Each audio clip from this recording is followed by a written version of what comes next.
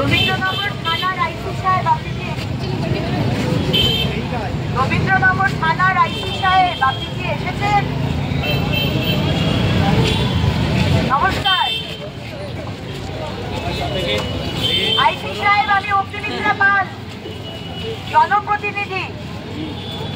আপনার সিনিয়র কি বারণ করেছে আপনাকে আমার সঙ্গে কথা বলার জন্য? আমি তো একজন জনপ্রতিনিধি, আমি একজন পশ্চিমবঙ্গের একজন নাগরিক।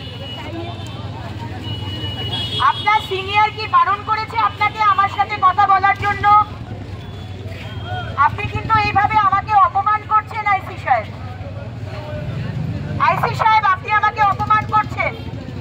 আমি আপনার সাথে ফিসফিস করে কোনো কথা বলবো না। এখানে পাবলিক দাঁড়িয়ে আছে। আইসি সাহেব, আমরা জানতে চাই যে 14 বছরের ছেলেটিকে পাওয়া যাচ্ছে না আজকে 11 দিন। সেই ছেলেটির কি স্ট্যাটাস? তাকে কি মেরে দেওয়া হয়েছে না সে জীবিত আছে?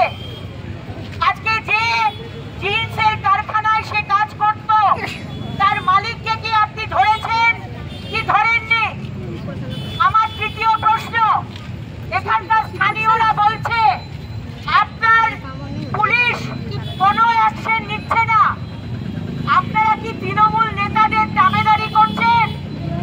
মুখ্যমন্ত্রী মমতা বন্দ্যোপাধ্যায় কি আপনাকে বলেছে এই কেসটা নিয়ে কোনো কিছু না করতে?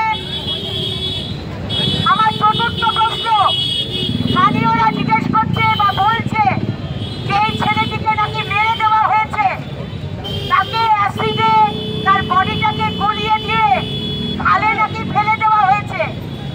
আমরা জানতে চাই আজকে তৃণমূলের নেতা, তৃণমূলের এমএলএ এমপি বাড়ির ছেলে যদি হতো তাহলে কি 11টা দিন যেত?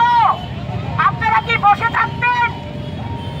আপনারা বসে থাকার সাহস করতেন না?